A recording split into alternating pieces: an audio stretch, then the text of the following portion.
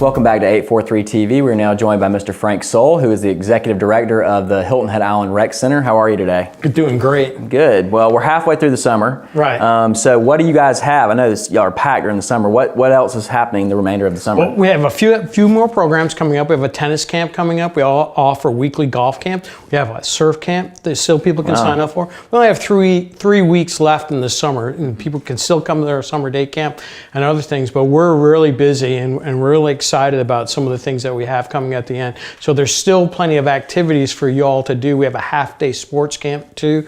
There's still plenty of activities for your child to be involved in throughout the summer. Yeah, it's such a great thing to keep the kids active in the summer instead of playing video games and all those things. Well, we have this half-day sports camp that's been so wonderful. We got about 30 kids a day. They show up at 9 o'clock.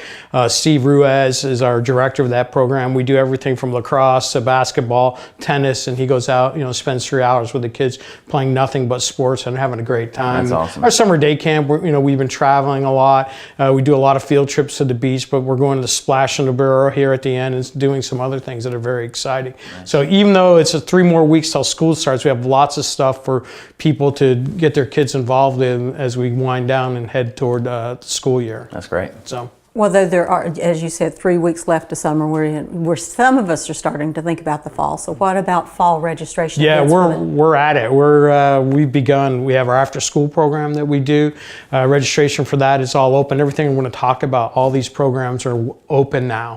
For registration, you can go online, islandreccenter.org. But after-school program, soccer program, that registration ends at the end of August. Our football, Gator football, starts on August 4th. So we have lots of little programs going on. But this September, we have a lacrosse program for both boys and girls, and that's very exciting, along with swim lessons. We almost kind of take what we've done in the summer and roll it into the fall, but kind of at a different schedule. We have lots of great programs coming up in our senior citizens center. It's going to be great there. We're doing more and more exercise classes. We also have lots of socials going on.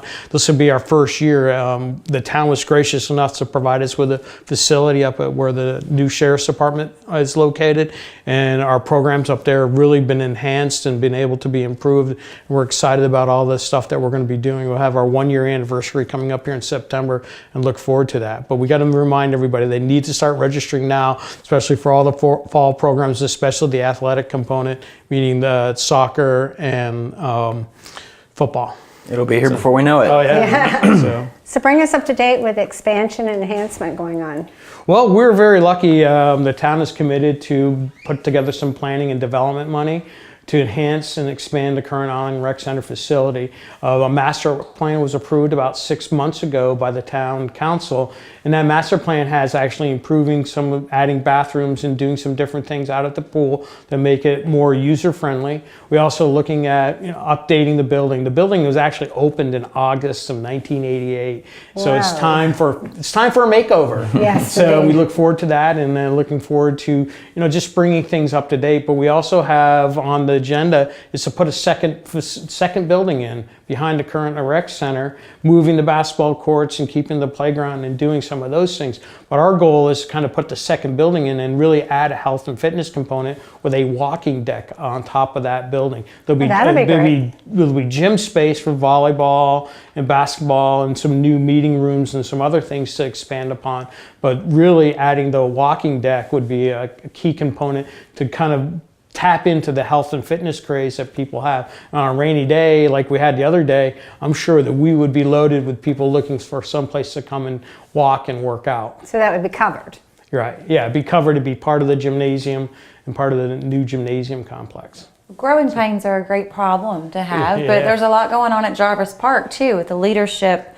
Bluffton, Hilton Head. Tell everybody about that. Well, we need to really thank this Leadership Hilton Head class that came out of the Chamber of Commerce. They went out, they raised money for fitness stations to be at the park as part of the park. If you've ever been there, it's got a great walking path around there, wonderful picnic areas with playgrounds and other things, but adding this fitness component just ties into what I said earlier about the fitness craze and everybody wants to go out there. They've added these workout stations. They went out and raised money. It was a private-public partnership to make this all happen. They got donations, and the town really just had to donate the land, and they went out and did it all. So you have to commend these group of people who kind of seized the moment, found the location, and actually added a value to a park, and really made that park, although it's a nice passive park, that made it more active by having the opportunity to do the fitness component. So, hats off to them. We should, if you see a Leadership Hilton Head member class from this graduating class, you need to thank them, because really they did a huge improvement to our community.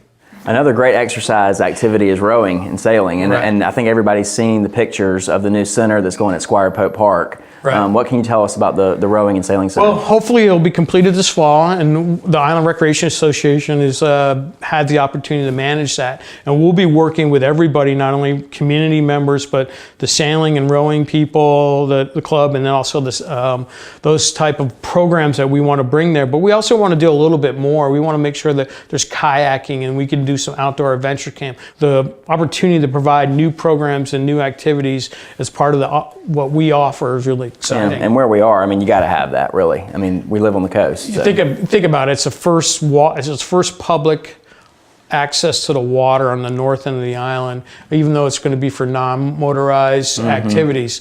I mean, that's the first time that we've been able to have a boat launch, but it's really a kayak and sailing non-motorized boat. Well, thank you for the update. That's all really exciting stuff. We appreciate you being here. Yep, thank you. And we'll be right back with the final segment of 843 TV.